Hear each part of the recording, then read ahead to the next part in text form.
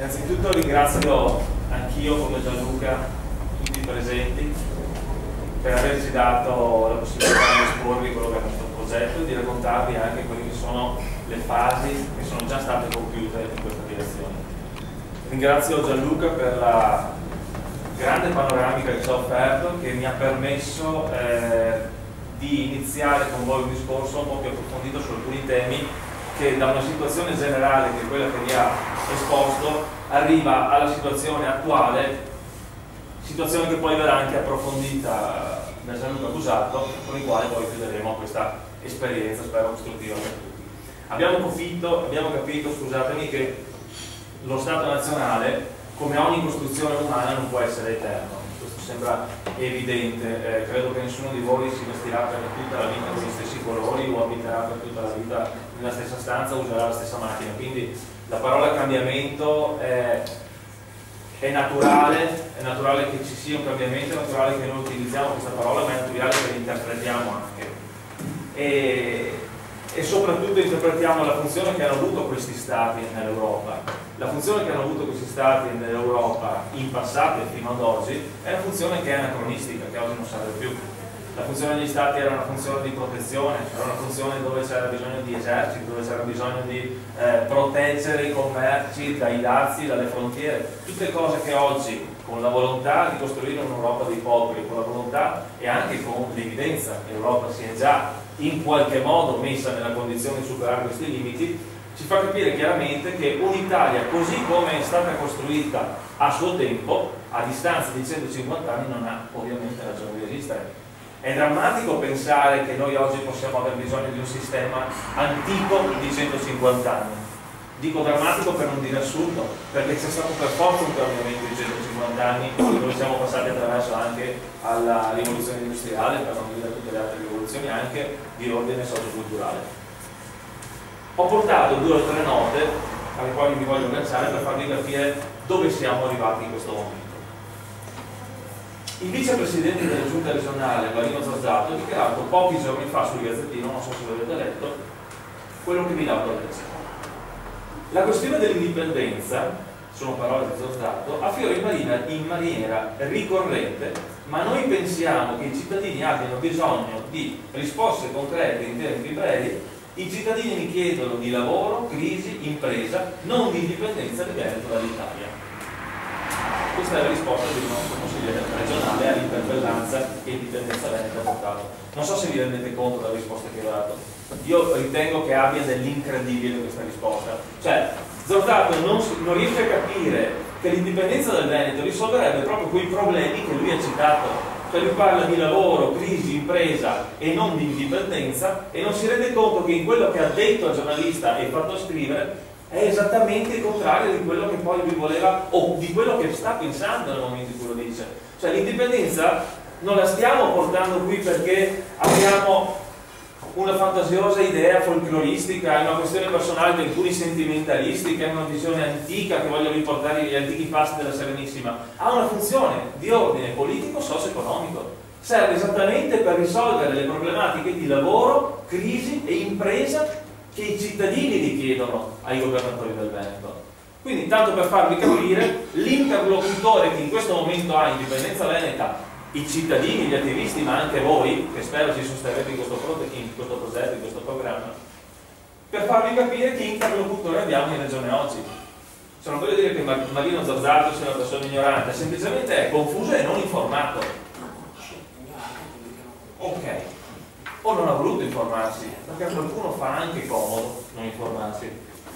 Quindi in sostanza cosa stiamo facendo noi di Indipendenza Veneta? Se ho detto che cos'è il percorso, ma cosa stiamo facendo noi questa sera? Ci stiamo sostituendo gratuitamente, quindi stiamo lavorando per i politici regionali in questo momento, probabilmente anche per qualcuno della provincia. Nel senso che il lavoro che loro dovrebbero fare lo stiamo svolgendo noi, stiamo facendo ricerche con gli economisti, abbiamo un team di avvocati che sta studiando diritto nazionale e internazionale, abbiamo degli imprenditori che ci portano dei contributi, delle persone che invece di stare a casa con la propria famiglia vengono qui questa sera volentierissimo a parlare con voi. Quindi è vero, come dice Zazzato, spero che non mi fischi male questa sera, che i cittadini esigono risposte concrete in tempi brevi. ma cittadino lo sono anch'io e lo siete anche voi, e credo che non vogliate solo risposte concrete in tempi brevi, ma le vogliate anche oneste, perché concreta e breve ma disonesta o non aderente al vero ce ne facciamo ben poco. E quindi se noi riflettiamo su qual è una possibilità concreta, che è quello che ho fatto io, che non mi sono presentato ma non sono un politico di professione e fino a gennaio di quest'anno non sapevo nemmeno che cosa fosse una commissione regionale, e oggi mi trovo a fare il consigliere comunale, quindi è bella la vita, parlando di cambiamenti, no? Ragionando su questa necessità di avere risposte concrete in tempi brevi, io mi chiedo qual è la risposta più concreta che possiamo avere oggi. Qualcuno di voi ha delle idee, delle fantasie? Una risposta concreta per risolvere questa situazione della quale ne sono convinto, nessuno di voi è soddisfatto, ovviamente non sarete qua. Io mi sono informato, ho letto i programmi di indipendenza veneta, degli altri movimenti indipendentisti, ho fatto le mie ricerche, mi sono documentato e informato e ho scoperto che l'unico sistema per migliorare una condizione, quando dispongo di un'architettura, di una struttura che non funziona, è quella di cambiarla. E allora mi sono chiesto, è possibile cambiare questo Stato? Noi abbiamo anche degli altri, tra virgolette, competitor politici nelle amministrative di questi paesi, dei nostri paesi della provincia, che sono quelli del Movimento 5 Stelle, i cosiddetti grillini, non ricordo chiamarli grillini, comunque si chiamano anche così, che sono dei bravi ragazzi, dei grandi lavoratori, che hanno delle idee anche pulite, etiche, ma hanno questa fantasiosa, questa è una fantasiosa idea, che è quella di riformare lo Stato italiano, oppure di mettere delle persone oneste all'interno di un sistema italiano per riformarlo. Non so se ci siamo accorti, ragazzi, ma questo Stato non è più riformabile neanche se mettiamo il Dalai Lama a governarlo. Cioè è talmente radicata e tentacolare quella serie concatenata di nepotismi, corruzione, favoritismi, amici degli amici, strutture che non servono, enti fantasma. È diventata una macchina talmente assurda che anche la persona più saggia direbbe: mi ci sono ritrovato dentro ma non la posso modificare perché lascerei sulla strada un sacco di gente che ci vive. Ricordiamoci anche che noi manteniamo un'intera regione italiana. Le regioni italiane sono una in più di quelle che voi conoscete, perché è fatta di 5 milioni di persone che non fanno niente dalla mattina alla sera, perché sarebbero gli amministratori, ma se chi amministra non ottiene risultati, io ritengo che dalla mattina alla sera non faccia nient'altro che scaldare la sedia. Il dramma non è che questi non fanno niente, perché io non li voglio neanche tra i piedi nella mia attività, il problema è che li devo pagare. Quindi vi rendete conto che mantenere una struttura inutile, che rappresenta anche dei costi, rasenta il limite della follia. Cioè noi qui siamo tutti dei folli, perché stiamo mantenendo una struttura che non serve, che ci arreca danni e che ci riporta anche dei costi. Allora, per uscire da una situazione di questo tipo in maniera fisiologica, normale, la storia ci dà due possibilità e ci insegna due vie. Una è quella del fucile, non vedo tante persone dire sì, demo, e una è quella dell'indipendenza. Io sono un papà, ho una bambina di 6 anni che va a scuola, una moglie, ho dei genitori, dei suoceri, dei vicini di casa, mi piacerebbe che rimanessero tutti intorno a me. Ha già sparato col mitragliatore mio nonno sul piede, non abbiamo raccolto chissà cosa. Quindi se è possibile, a chi ci etichetta o a chi etichetterà voi quando, e mi auguro, parlerete del progetto di dipendenza come degli estremisti, spiegate a queste persone che questo è l'unico sistema per uscire da questa condizione in maniera pacifica, legale e non violenta. Altrimenti le soluzioni ci sono. La prima è non fare nulla, che è quello che abbiamo fatto più o meno tutti fino ad oggi. Aspettare che qualcuno faccia qualcosa per noi. Quel giorno che troverete qualcuno che fa qualcosa per voi senza che voi diate nulla in cambio, che tutelerà i vostri interessi, fatemelo sapere che mi metto in lista anch'io. Ok. Un altro punto che invece rappresenta molto bene la situazione che stiamo dibattendo questa sera, che poi può essere l'onda che porterà questo messaggio di fuori di questa stanza, è quella che molto spesso anche i miei amici e conoscenti mi dicono: se sarebbe bello, però non ne ha.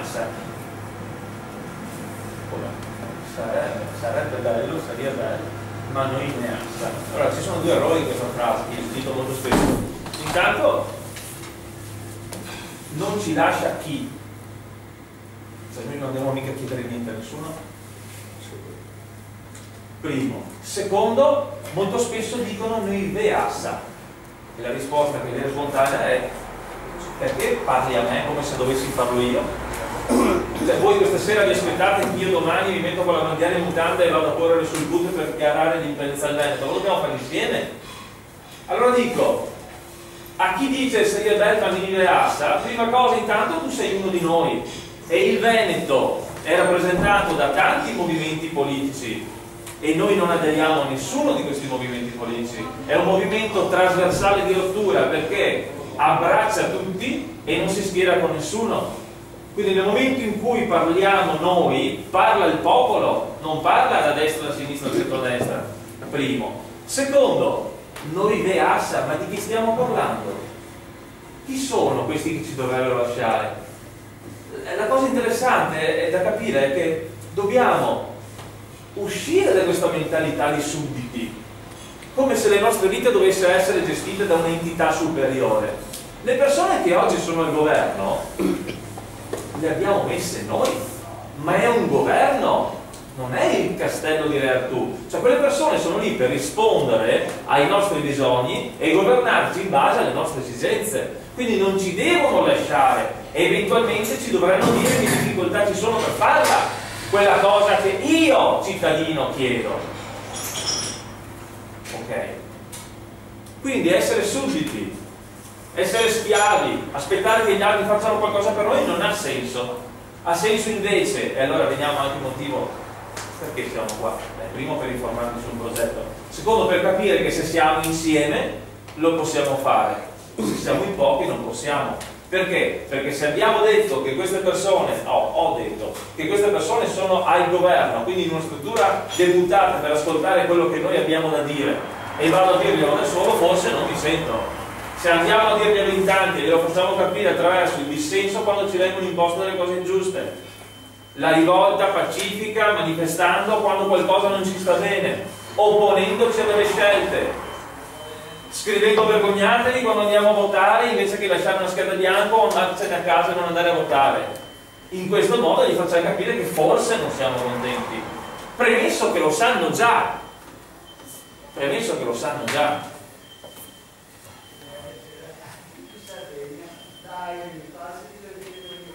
E quindi il concetto è molto semplice: se siamo uniti riusciamo a fare questo tipo di pressione e riusciamo a farci capire per quello che è il nostro interesse. Qual è il nostro interesse? Il nostro interesse, e anche qui molto spesso veniamo confusi, non è di fare una forzatura perché qualcuno faccia qualcosa, è di creare quella condizione naturale e ideale perché venga accettato di buon grado che noi se ne stiamo andando. Ed è ben diverso. Pensa, ma sento un movimento di rottura, sento un movimento forte, sento un movimento estremista. Da quando l'estremista è quello che se ne va? Sono 3 regole di comportamento dell'essere umano nel pericolo, si chiamano in inglese fight, flight and fright. Allora, nel momento del pericolo la persona può attaccare, noi non stiamo attaccando nessuno, congelarsi, aspettare e vedere cosa succede. Chi è su questo tavolo si muove per il movimento e non di sicuro, spero neanche voi. L'altro è andarsene perché non ci sta bene questa situazione. Allora, nel momento in cui io me ne esco da questo locale, da questo modo che bello, ma da un locale dove c'è fumo, gente che bestemmia, eccetera, sarà un mio diritto andarmene? Nel momento in cui mi dicono che c'è un pericolo di terremoto, esco da casa e vado in giardino, sarà un mio diritto uscire da casa e andarmi in giardino? Nel momento in cui mi trovo in un'associazione dove dovevamo fare del bene, mi trovo che invece si fa del male, potrò uscire da questa associazione e dare indietro la tessera? Nel momento in cui mi trovo in uno Stato che è governato da persone che stanno facendo dell'interesse pubblico l'interesse privato e dei quali mi vergogno, potrò mandarli a casa e andarmene via io? Dove significa mandarli a casa, farli uscire da casa mia? Non che io voglio andare a Roma al posto loro, grandissimo errore che è stato fatto da chi fino ad oggi si è battuto per il Veneto.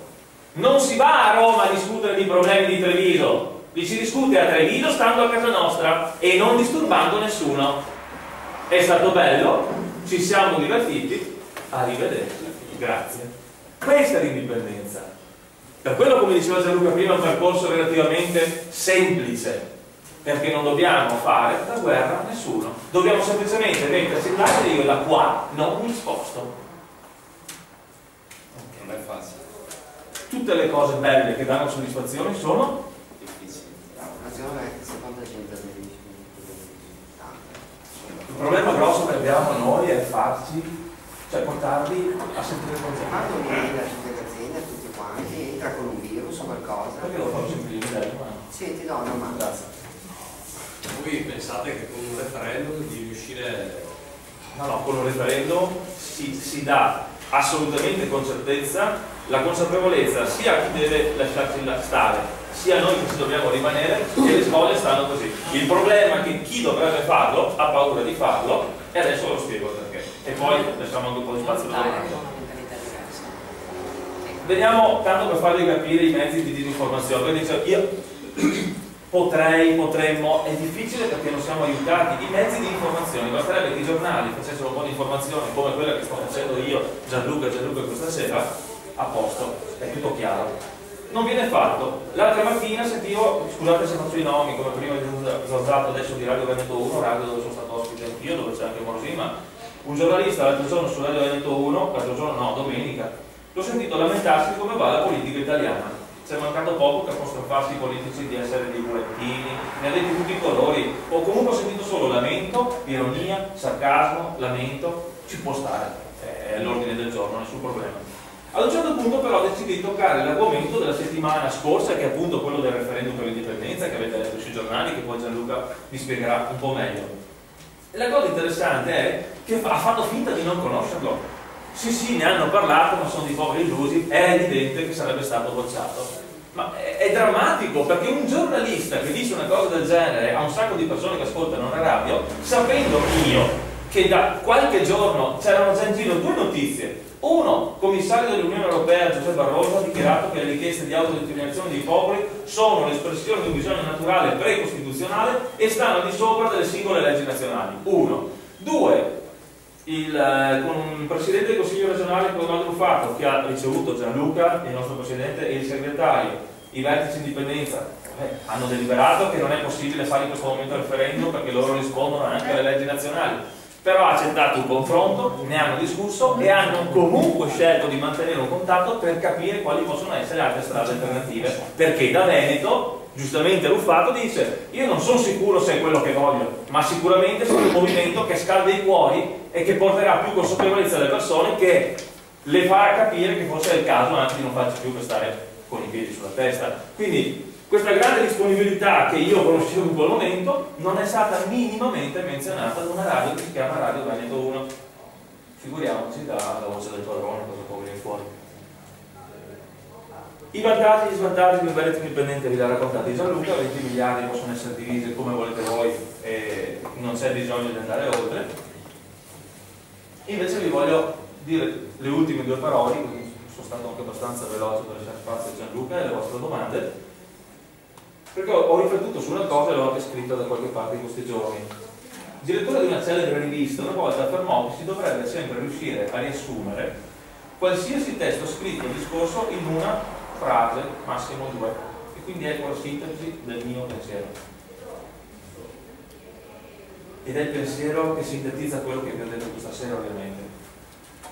Quando c'è bisogno di aggrapparsi ad una legge scritta dagli uomini, invece di accettare il fisiologico adattamento ai cambiamenti epocali, significa che non c'è la volontà di tutelare il benessere del popolo, bensì gli interessi personali di chi ha costruito il proprio potere basandosi su quella legge.